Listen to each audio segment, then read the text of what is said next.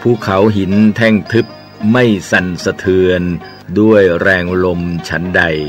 บัณฑิตย่อมไม่หวั่นไหวในนินทาและสรรเสริญฉันนั้นต่อจากนี้ไปขอเชิญท่านรับฟังรายการร่มโพดำเนินรายการโดยพระครูโคสิทธิปริยัตยาภรณ์เจ้าคณะตำบลสุเทพเขตหนึ่งเจ้าอาวาสวัดป่าแดงมหาวิหารอำเภอเมืองจังหวัดเชียงใหม่จัดเสนอโดยกองทุนพระเจ้าติโลกราชกองทุนเพื่อการเผยแผ่ธรรมะและส่งเสริมการศึกษาของพระภิกษุสามเณรเด็กและเยาวชน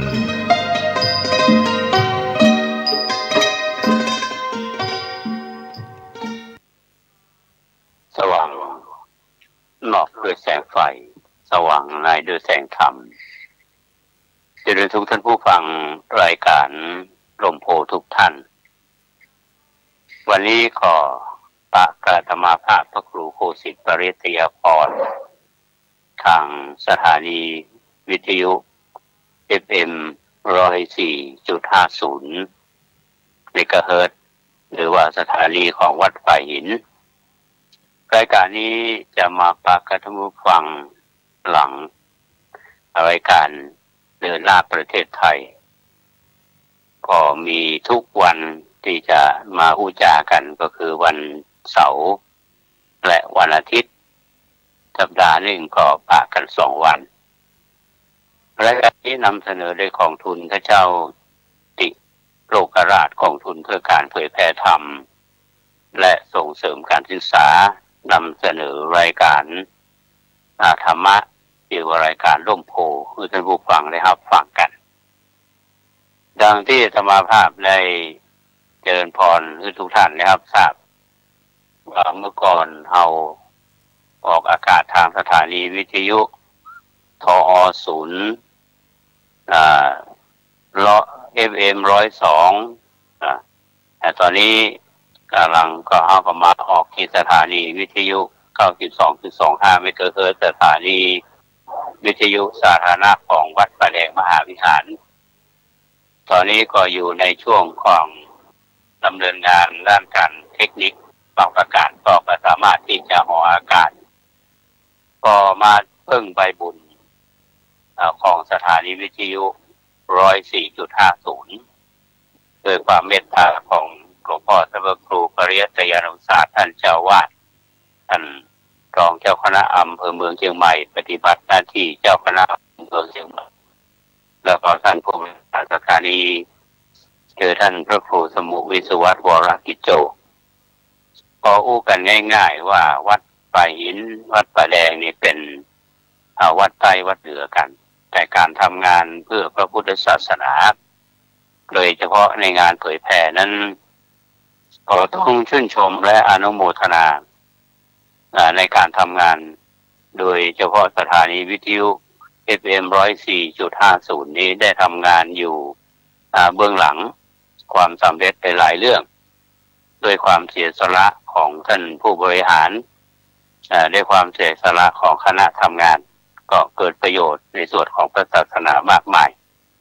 ในยันช่วงเวลาที่ธรรมาภาพได้มาอู้จามาปะมาพบกับพี่น้องท่านผู้ฟังเนี่ยก็อาจจะจบรายการก่อนการถ่ายทอดข่าวของวิทยุแห่งประเทศไทยคือข่าว1 ทุ่มอันนี้ก็แล้วแต่เนื้อหาวันนี้ธรรมาภาพนั่งอยู่หน้ากุฏิวัดป่าแดงพอไป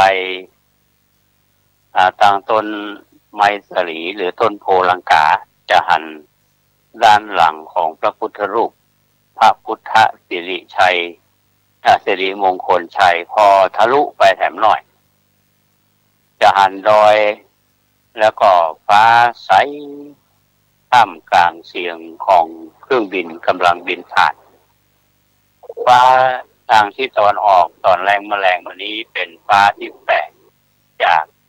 วันก่อนนี่เอาพอไปมันจะมีแต่ความมืดก็หมายความว่าเอาพอมาสามารถที่จะทะลุไปหันทิว แล้วก็สามารถที่จะหันดอยอาตมาว่าดอยที่หันเนี่ยก็คงจะอยู่ในพื้นที่ของอำเภอสันกำแพงถ้าผิดก็ต้องขออภัยวันนี้ฟ้าแจ่มใสเมื่อเจ้านี้ไปสำนักสัญญาโตซึ่งแม่ชีวชิระยานีแป้นน้อยซึ่งได้นิมนต์พระสงฆ์องค์เจ้าเข้ารูปโดยความเมตตาของท่านพระครูปริยัติยานุศาสตร์นิมนต์สมาภาพไปเจริญพุทธมนต์ในโอกาสที่คุณแม่เอี้ยงเนาะซึ่งเป็นแม่ของคุณจ้างเป็นผู้ที่ทำงานเคียงบ่าเคียงไหลมากับแม่ชีวชิระยานีเป็นมีอายุ89 ปีละก็ยังแข็งแรงร่มโพร่มไทรของลูกวันนี้พระสงฆ์องค์เจ้าได้เจริญพุทธมนต์อาตมาก็บอกว่าขอให้คุณแม่ได้มีอายุ100 สาวมีอายุยืนแต่ที่อำเภอดอยสะเก็ดช่วงที่ไปเนี่ยก็บ่มีฝนพอเดินทางพลิกมาเนี่ยระหว่างทางปรากฏว่ามีฝนมาถึงวัดป่าแดงเฮาก็หันบอกว่าช่างกำลังทำงานกันอยู่เพิ่นก็บอกว่าวันนี้ฝนตกแห้งเหมือนกันแต่ว่าบ่เมินเท่าไหร่ดังนั้นตอนที่อาตมานั่งอยู่ที่หน้ากุฏิตอนนี้ท่านผู้ฟังปกติลมก็พัดผ่านอยู่ละแสงก็นั่นฟ้าก็เปิดวันนี้ท่านจะมีความรู้สึกอันหนึ่งก็คือว่าวันนี้มันเป็นหน้าหนาวกับวันหน้าร้อนวัน2 วันก่อนนี่อาบน้ำ3 เทื่อวันนี้สั่นหนาวก็เป็นหน้าหนาวหรือเปล่าลมพัดมาเย็นเนาะอันนี้สุขภาพท่านผู้ฟังก็อาตมาก็บอกว่าหมู่เฮาก็บ่ต้องไปจมเด้อถ้าฝนตกมาลมอาจจะแห้งหน่อยอากาศอาจจะเย็นก็ดูแลสุขภาพห่มผ้าอย่างหนาๆนุ่งเสื้อผ้าก็มันอบอุ่นร่างกายอบอุ่นอันนี้เป็นธรรมชาติเพราะฉะนั้นสิ่งเหล่านี้เราจะต้องปะกันอยู่เสมอบอกว่าไผ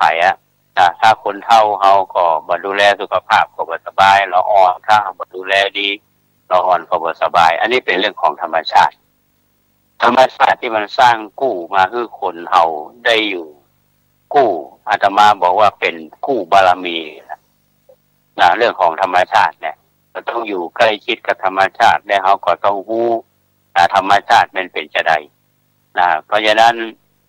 อาตมาก็ยังมีความเชื่อมั่นว่าพี่น้องท่านสาธุชนท่านผู้ฟังที่กำลังรับฟังรายการนี้ก็รู้ว่าเราจะต้องดูแลสุขภาพอย่างไรวันนี้รายการร่มโพก็มาพบกับท่านผู้ฟังลำพบทแห่งยาวนะแก่วันนี้ดีใจที่อากาศมันเย็นทุกวันอาตมาจะนำเรื่องราวในพระไตรปิฎกมาเล่าสู่ท่านทั้งหลายฟังในช่วงนี้เราก็นำเรื่องราวของพระเถระซึ่งเป็นพระอริยสาวกมาเล่าสู่กันฟังแต่ละเรื่องมีเรื่องประกอบมีสาระสำคัญมีพระคาถาที่พระพุทธเจ้าท่านได้แสดง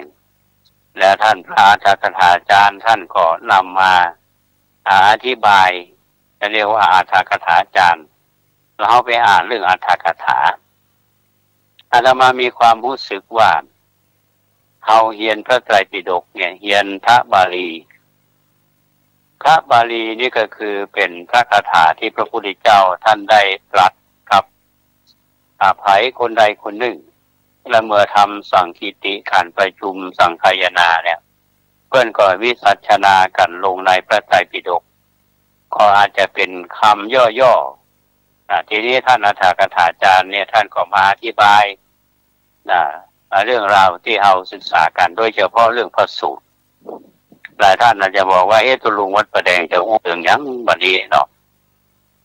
พี่น้องศรัทธาที่ฟังรายการก็ต้องชื่นชมและอนุโมทนาพี่น้องดอยสะเก็ดเฮาหลายท่านที่มาทำงานเป็นช่างแกะสลักที่มีฝีมือเยี่ยมบ้านป่าเศร้าก็ดีแม่เลี้ยงแสงเอ้ยก็ดีหลายท่านได้ฟังรายการเนี่ย ท่านบอกว่าฟังรายการล่มโพ ฟังเสียงอาตมาก็เหมือนทุกเจ้าสักอายุสัก80 ปีเนี่ยกับพอเท่าอย่างป่านนั้นเนาะก็ฟังรายการอนุโมทนาเป็นอย่างยิ่งอาตมาเคยนำเรื่องราวของท่านพระสารีบุตรเนี่ยมาเล่าสู่ท่านทั้งหลายฟังกันเดิมท่านชื่อว่าอุปติสสะต่อมาเนี่ยท่านได้ฟังธรรมของท่านพระอัสสชิได้เป็นพระโสดาบันแล้วก็มีโอกาสเข้ามาบวชในทางพระพุทธศาสนาแล้วก็ตั้งชื่อใหม่ว่าพระสารีบุตรแปลว่าบุตรของนางสารีนางสารีเนี่ยเป็นแม่เนี่ยเป็นยังเป็นมิจฉาทิฏฐิอยู่นะก็เป็นชื่อแม่มาตั้งเป็นสิริมงคลนะทีนี้ท่านเคยฟังทุกเจ้าก็อาจจะเล่าสู่กันฟังว่าท่านพระสารีบุตรเนี่ยทำงานเพื่อพระพุทธศาสนาเป็นอัครสาวกของพระพุทธเจ้าเป็นผู้มีปัญญาอันเลิศใกล้ที่จะนิพพานเพื่อนขอลาพระพุทธเจ้าไปหาแม่คือนางสารีปัมมณีเนี่ยเพื่อนบอกว่าบ้านของเพื่อนอยู่ที่มหาวิทยาลัยนาลันทาอาตมาก็เคยไปที่มหาวิทยาลัยไกด์เพื่อนก็บอกว่าตัดเนี่ยเป็นบ้านเกิดของท่านพระสารีบุตรพระสารีบุตรเนี่ยท่านได้มาลาพระบรมศาสดามาเพื่อนิพพานเพื่อที่จะมาโปรดแม่เป็นผู้ที่เรียกว่าเป็นมิจฉาทิฏฐิยังนับถือศาสนาอื่นไม่ได้นับถือพระศาสนาอาตมาก็มองเรื่องนี้ว่าเป็นจะใดถึงแม่ถึงงอนขนาดว่ายอมรับอาจจะโคตรอย่างสักอย่างทีนี้พออาตมาอ่านเรื่องของพระคทิระวนิยะเรวตาเถระเนี่ยมันแจ้งสว่างจากปากท่านผู้ฟังว่าเป็นจะได้นางสารีพัมมณีเนี่ยถึงโกรธเกลียดหรอบ่พอใจลูกเต้าเพราะท่านพระสารีบุตรเนี่ยแหละนี่บ่พอใจเรื่องอะไรอย่างเรื่องนี้จะเป็นคำตอบสมัยนั้นพระบรมศาสดาของเขาเนี่ยประทับอยู่ที่พระเจตวันก็ปรารภพระเรวตะเถระผู้อยู่ป่าไม้สแกนะแล้วก็ตรัสพระธรรมเทศนานี้ว่าคาเมวาเป็นต้นเรื่องเพิ่นก็เล่าสู่กันฟังท่านผู้ฟังว่าท่านพระสารีบุตรนี้จวนน้องไปบวชพระสารีบุตรนี่เป็นลูกของวังคันทัพพราหมณ์เป็นผู้มีอันจะกินมีทรัพย์สมบัติมากมายละทรัพย์87 โกฏบวชแล้วก็จวนน้องสาว3 คนชื่อว่านางจารานางอุปจารานางสีสุปจาราแล้วจวนน้องบ่าวแถม2 คนคือนายจุนทะนายอุปเสนะได้บวชแล้วก็มีเรวตะกุมารผู้เดียวเท่านั้นที่ยังเหลืออยู่ที่บ้านนอกนั้นพากันไปบวชหมดเนาะทีนี้แม่ก็มาเกิดว่าคือนางสารีเนี่ยเพิ่นเกิดว่าอุปติสสะลูกของเฮาเนี่ยละทรัพย์ประมาณนี้แล้วก็ชวนน้องสาว3 คนน้องบ่าว2 คนไปบวชโดยเรวตะเนี่ยอยู่คนเดียวก็ยังเหลืออยู่นะถ้าเธอมาชักชวนเรวตะแม่นี่ไปบวชแถมทรัพย์ของเฮาประมาณเท่านี้ก็จักจิบหายวงคกุลก็จักสูญเฮาจักผูกเรวตะไว้ด้วยการครองเรือนตั้งแต่การที่เขายังเป็นละอ่อนอันนี้นางสารีพัมมณีกึศท่านผู้ฟังว่าอย่างไรเนี่ยกลัวไปบวชนะท่านพระสารีบุตรเถระนี่เพิ่นก็ในฐานะที่เป็นพระผู้ใหญ่ก็สั่งบรรดาทุเจ้าทั้งหลายไว้ก่อนว่าท่านผู้มีอายุถ้าเรวตะประสงค์จะบวชมาแล้วท่านนี่ก็คือเขาคุม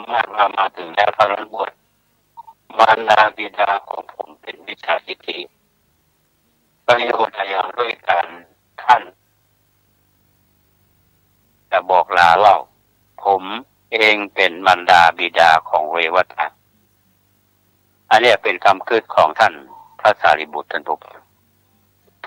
ราะว่าพ่อและแม่เป็นมิจฉาทิฏฐิก็หมายความว่าก็ยัง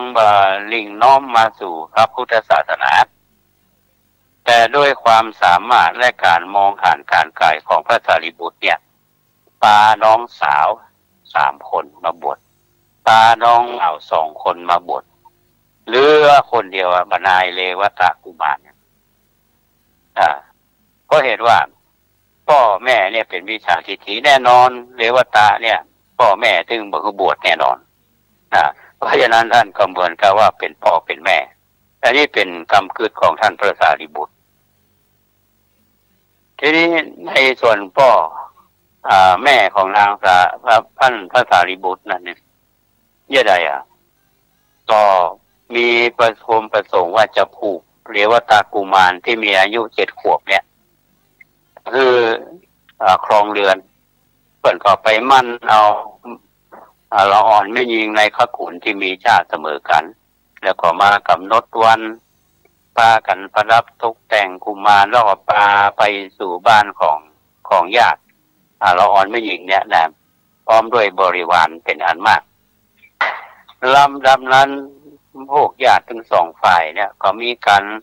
ทำมงคลมีการประชุมกันแล้วพวกญาติก็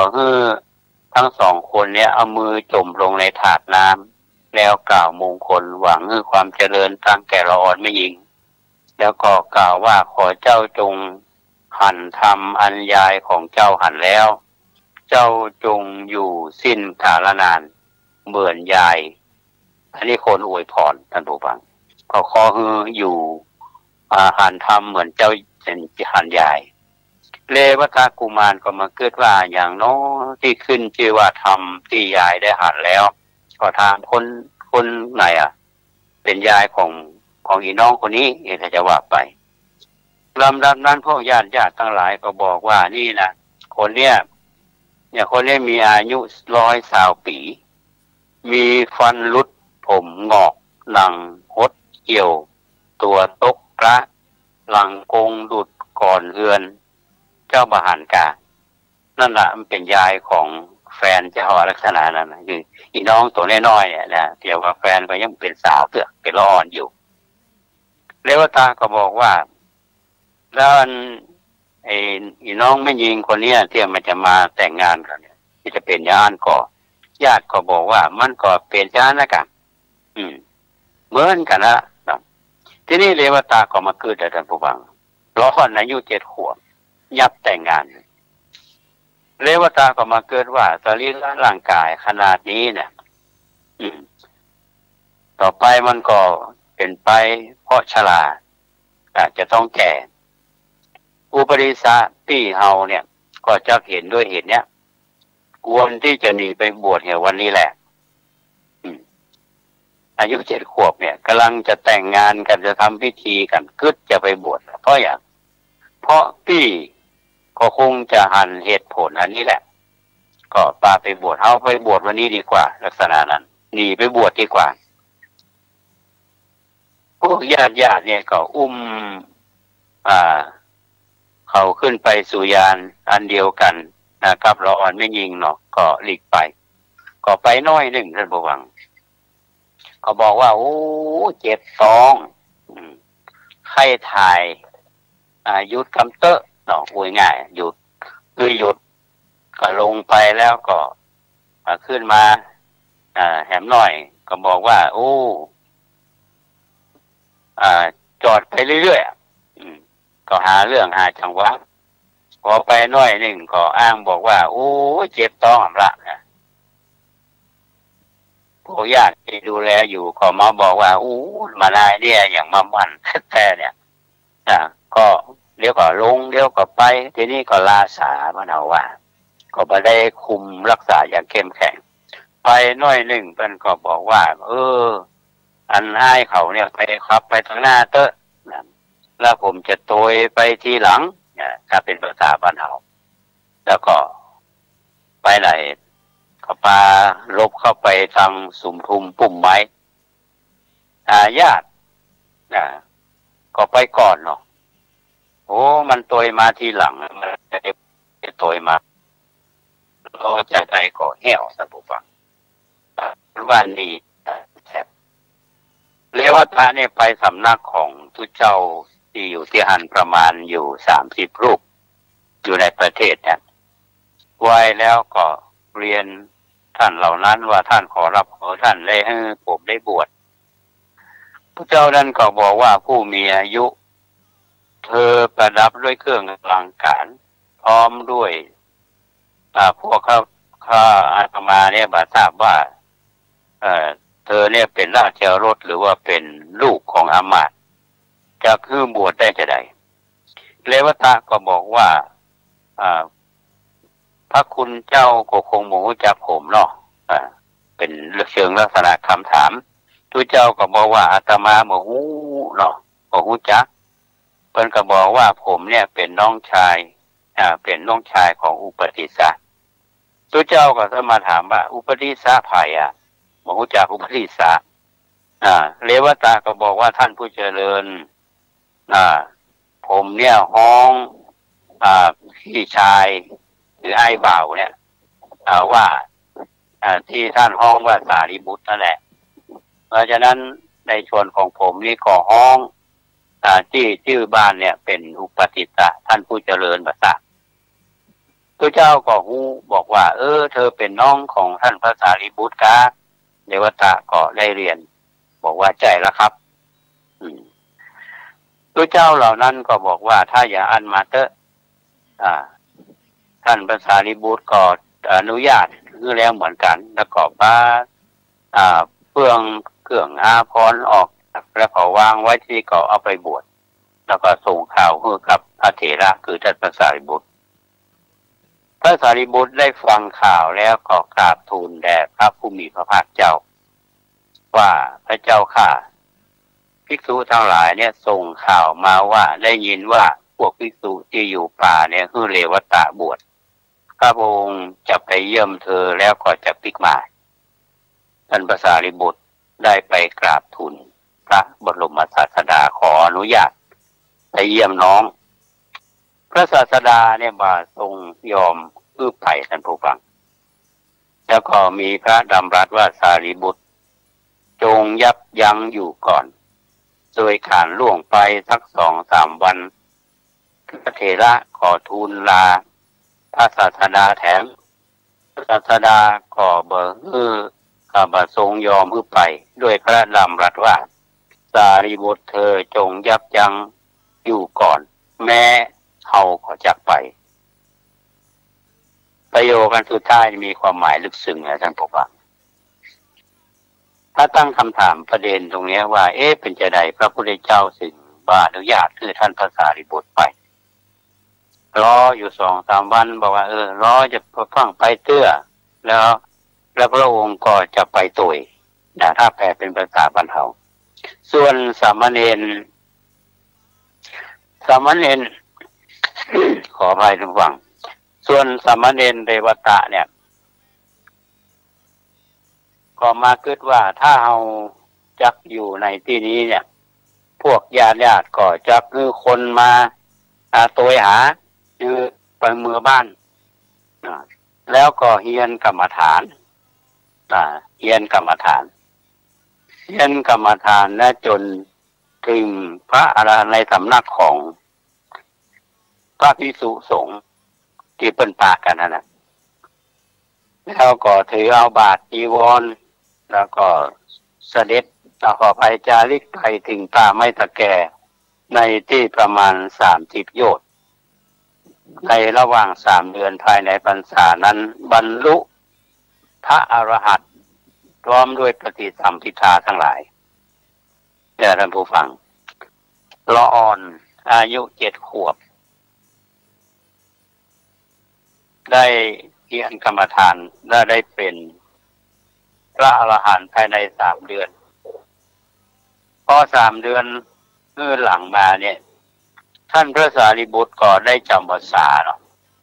จำพรรษาเสร็จแล้วเนี่ยเพิ่นก็ภาวนาวันออกพรรษาภาวนาก็เข้าไปทูลลาพระศาสดาเพื่อที่จะไปที่ คือที่อยู่ของท่านเรวตะพระศาสดาก็ตรัสว่าสารีบุตรเขาก็จะไปว่าคือพระองค์ก็เสด็จไปตัวแล้วก็เสด็จออกไปพร้อมด้วยพระภิกษุจำนวน500 ลูกในเวลาที่เสด็จไปน้อยหนึ่งพระอานนท์เถระยืนอยู่ที่ทางสองแพร่งกราบทูลถามพระศาสดาว่าพระเจ้าข้าบรรดาทางที่ไปสู่สำนักของเรวตะเนี่ยทางเนี้ยเป็นทางอ้อมประมาณ60 โยชน์เป็นที่อยู่ของมนุษย์ทางนี้เป็นทางตรงประมาณ30 โยชน์อันมนุษย์คุ้มครองพวกเราจะไปทางไหนพระศาสดาท่านก็ตรัสว่าอานนท์ก็สีวลีมากับเฮาบ่ได้กันพระอานนท์ก็บอกว่าพระเจ้าค่ะพระศาสดาก็ตรัสว่าถ้าสีวลีมาเนี่ยเธอจงถือเอาทางตรงนั่นแหละนี่เป็นประเด็นท่านผู้ฟังเขาจะมองหันว่าพระเจ้าเนี่ยท่านได้ห้ามท่านพระสารีบุตรเรียกว่าไปหาเรียกว่าตาเตื้อเพราะว่าจะไปรบกวนในการประพฤติปฏิบัติธรรมของอุปติสสะนี่ข้อหนึ่งละแล้วแถมข้อหนึ่งก็คือท่านจะเสด็จไปโดยพร้อมกันนั้นก็จะมีตู้เจ้าเรียกว่าพระศรีวลีเนี่ยพระศรีวลีนี้ได้รับยกย่องจากพระพุทธเจ้าว่าเป็นผู้เลิศในการมีลาภศรีวลีเถระลาภยิ่งยืนยงเนี่ยที่เอาท่องเอตทัคคะกันบางท่านอาจจะมีรูปพระศรีวลีไว้บูชาว่ามันมีเป็นมงคลและจะมีลาภอะไรลักษณะนั้นท่านพระศรีวลีได้เดินทางร่วมกันทีนี้เราจะมองกันว่าการที่มีพระพุทธเจ้าท่านเสด็จพร้อมกับพระสารีบุตรแล้วก็บรรดาพระภิกษุสงฆ์จำนวน500 รูปไปแล้วพระเจ้าตั้ง500เนี่ยจะไปฉันอาหารกันที่ไหนไปจะเลี้ยงอย่างลักษณะนั้นนะอันนี้ท่านผู้ฟังทุกท่านเอาเรื่องราวเรื่องนี้น่าสนใจพระศาสดาพระองค์ท่านเสด็จไปโดยเนี่ยมีเหตุผลยังเป็นประเด็นสำคัญที่บอกว่าทำไมพระองค์ท่านจึงเสด็จไปหาสามเณรง่ายๆสามเณรเรวตะเนี่ยพอท่านเป็นพระอรหันต์แล้วเนี่ยอายุ7 ขวบท่านผู้ฟังแต่ใช้คำว่าเรวตะเถระท่านพระทักษาจารย์ในเพิ่นอธิบายบอกว่าที่ห้องเถระเนี่ยเพราะเป็นพระอรหันต์เป็นพระอรหันต์ทีนี้พระพุทธเจ้าท่านเสด็จไปจะไปในระหว่างทางเนี่ยจะไปเจออย่างพ่องเนาะแล้วก็บรรดาพระเจ้าประสงค์ที่ไปเนี่ยจะได้ปึ้งบารมีของท่านพระศรีวลีแม้แต่พระศาสดาของสัมมาสัมพุทธเจ้านี่ก็อาศัยใบบุญทีนี้เรวตะนี่อยู่ในป่าเป็นพระอรหันต์ละแล้วก็ทราบการเสด็จมาของพระบรมศาสดาดังนั้นเรื่องราวจะเป็นอย่างไรท่านผู้ฟังอาตมาจะนำมาเล่าสู่ท่านทั้งหลายได้ฟังกันในโอกาสต่อไปว่าท่านเรวตะซึ่งเป็นน้องลาของท่านพระสารีบุตรเนี่ยจะได้สร้างบารมีหรือจะได้แสดงฤทธิ์หลังจากที่ท่านได้เป็นพระอรหันต์แล้วเนี่ยจะได้เสวยบุญจากท่านพระศรีวลีจะได้แล้วบรรดาทุเจ้าทั้งหลายทั้งที่เป็นปุถุชนทั้งที่เป็นพระอริยะเนี่ยจะมีคำคิดจะได้แล้วเหตุการณ์เนี่ยจะทำให้พระที่เป็นปุถุชนคือกับที่เป็นพระอริยบุคคลเนี่ยจะหันจากใด แล้วพระพุทธเจ้าท่านจะได้อยู่ในเหตุการณ์อย่างนี้อย่างแล้วท่านจะแสดงธรรมและภัยเป็นบุคคลที่เกี่ยวข้องเป็นเรื่องที่น่าสนใจโดยเฉพาะพระคาถาที่พระพุทธเจ้าท่านจะตอบนางวิสาขานางวิสาขาเนี่ยอาจจะต้องโยมจะต้องไปถามพระที่ไปแล้วก็กราบทูลถามพระพุทธเจ้าท่านจะกราบทูลถามว่าจะใดพระพุทธเจ้าท่านจะตรัสว่าจะใดรอฟังต่อกันวันพรุ่งนี้กันแล้วกันฟังต่อว่าท่านพระเรวตะเนี่ยจะสร้างปรากฏการณ์อะไรอย่างพ่องดังนั้นพี่น้องท่านสาธุชนท่านผู้ฟังทุกท่านที่ฟังรายการต้มโพวันนี้เนาะท่านฟังเรื่องราวที่จะมาเล่าสู่ฟังเนี่ยซึ่งก็นำมาจากสุตตันตปิฎกเป็นเรื่องราวที่อยู่ในคาถาพระธรรมบทซึ่งในอัตถกถาคุตตกนิกายอาตมาก็ศึกษาอยู่ในแง่มุมผู้สู่กันฟังบางประเด็นเป็นประเด็นที่น่าสนใจเป็นประเด็นที่น่าเรียนรู้กัน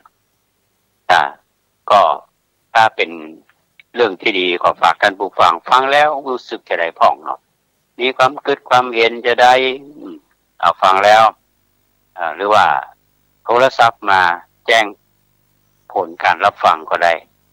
ใจหมายเลข0818815690 0818815690ถึงอาตมาภาพพระครูโคสิทธิ์ปริยัตยพรวัดประแดงมหาวิหารในช่วงท้ายของรายการ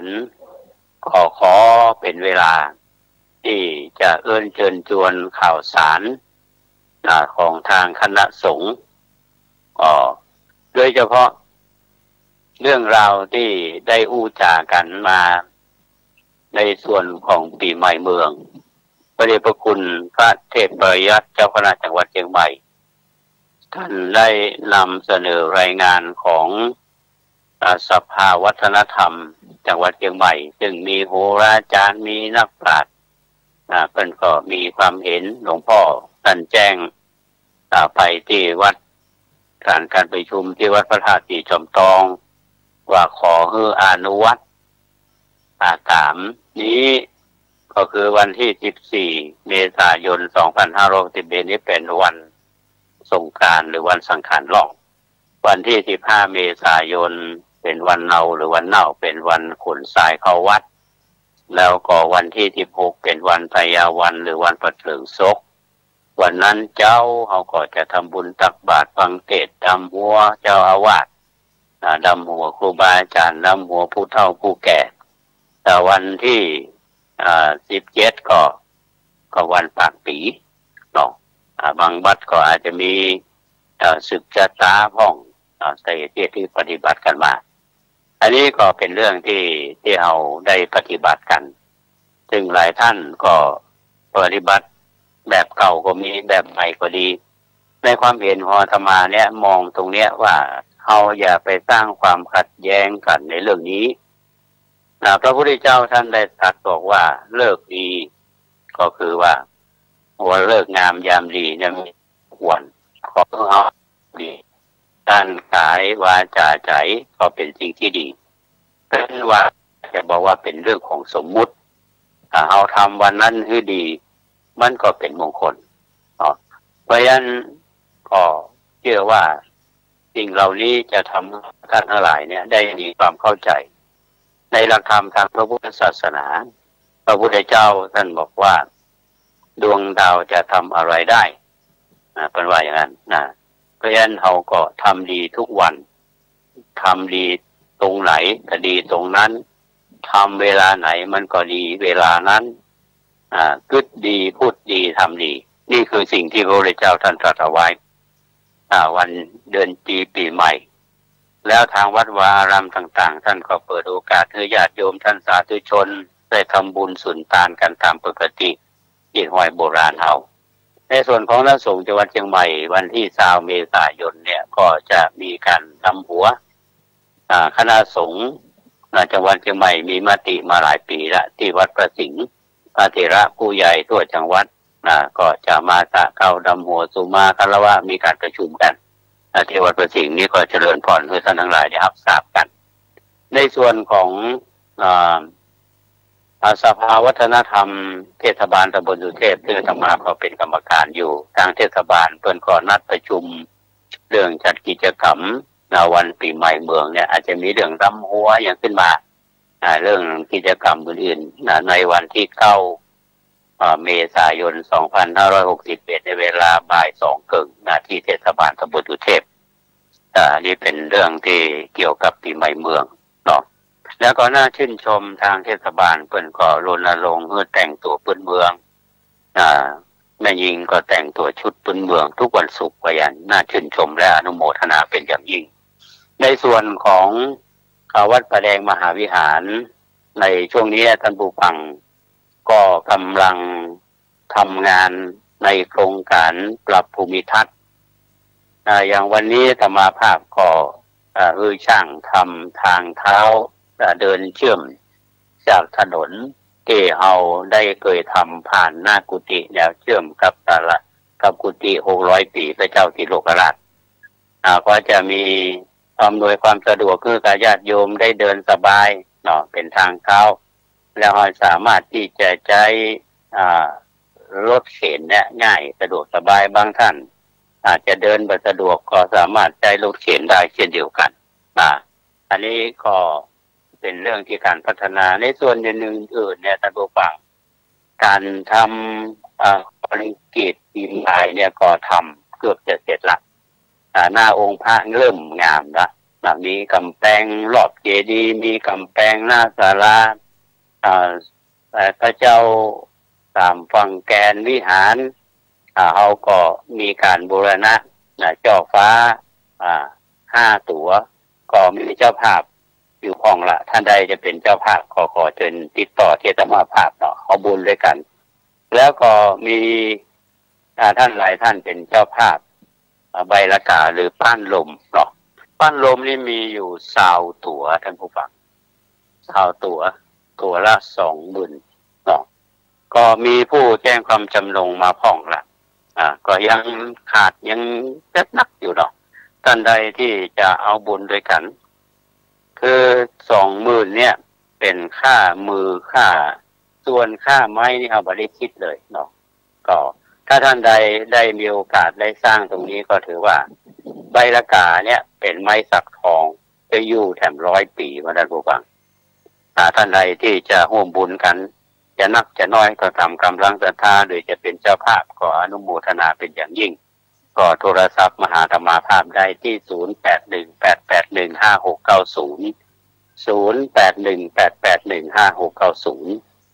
อันนี้เป็นเรื่องของการบูรณะวิหารล้านนาปีใหม่ปีนี้คงจะใช้ศาลาอเนกประสงค์ท่านผู้ฟังท่านใดที่จะมาทำบุญวัดประแดงเนี่ยวันที่46เนาะ16เขาใส่บาตรกันมีเตศมีดำหัวสะเก้าดำหัววิหารนี่ยังไม่เรียบร้อยเตื้อเนาะอันนี้ก็รอคือมันเสร็จปุ้นเดือนพฤษภาคมทำสัญญาและวันที่26 พฤษภาคมเนี่ยเขาก็จะมีงานประจำปีซึ่งเมื่อก่อนที่เขาว่าวันของทุนพระเจ้าที่โลกราชแต่ระยะ 2-3 ปีหลังเนี่ยธรรมาใช้คำว่าวันกตัญญูวันกตัญญูนี่คือเขาแสดงความกตัญญูกตเวทีต่อผู้สร้างวัดพระเจ้าที่โลกราชพระเจ้าสามฝั่งแกนซึ่งเป็นป่อของพระเจ้าที่โลกราชแล้วก็ท่านธรรมาทวามีโพธินันทะท่านพระมหายานคัมภีร์ครูบาอ่องอดีตเจ้าวาดและท่านครูบาเจ้าสิริชัยและผู้มีพระคุณกับหมู่เฮาท่านทั้งหลายที่ได้สร้างวัดสร้างวาอุปถัมภ์บำรุงมาวัดวาอารามต่างเขาก็จะมีทักษิณานุปทานแล้วก็จะมีการสวดมนต์สืบชะตาทอดผ้าป่าและถวายเทนาสนะทอดผ้าป่าเพื่อสมทบในกองทุนพระเจ้าติโลกราชวันที่26เนาะอันนี้เชิญชวนกันตั้งแต่เนิ่นๆบอกกล่าวกันแต่เนิ่นๆท่านทั้งหลายจะได้รับทราบได้รับมาร่วมบุญกันเพราะฉะนั้นในปีใหม่นี้ขอเชิญท่านทุกท่านขึ้นมาเยี่ยมมาแอววัดประแดงเอาเนาะมาร่วมทำบุญต้องขออนุโมทนาบุญกับ พี่น้องท่านทั้งหลายที่ได้เป็นเจ้าภาพวันพรุ่งนี้อาตมาภาพจะได้นำรายชื่อมาอนุโมทนาในส่วนบุญส่วนกุศลที่ท่านร่วมสร้างกันเนี้ยเป็นการสร้างบุญการสร้างถาวรวัตถุนี่ก็ถือว่าเป็นหนึ่งองค์ประกอบของทางศาสนาแต่เอาท่านทั้งหลายเป็นผู้ที่มีความเข้าใจในเรื่องของการทำบุญเฮามีอริยทรัพย์เอาแปลงอริยทรัพย์มาเป็นทรัพย์ภายในมาเป็นทรัพย์ภายนอกแปลงทรัพย์ภายนอกมาเป็นทรัพย์ภายในสร้างบุญสร้างกุศลไว้ในทางพระพุทธศาสนาบุญกุศลก็เกิดแก่หมู่เฮาทั้งหลายวันนี้ขอบคุณท่านผู้อำนวยการสถานีท่านพระครูสมุวิสุวัฒน์อนุโมทนาบุญกับพี่น้องท่านผู้ฟังทุกท่านที่รับฟังรายการนี้ด้วยดีเสมอมาวันนี้จะมาภาพมาปากันท่านผู้ฟังพอสมควรที่เวลาขอไว้ปากันใหม่ในวันพรุ่งนี้ขอความสุขสวัสดีจงบังเกิดมีแก่ท่านผู้ฟังทุกท่านขอเจริญพร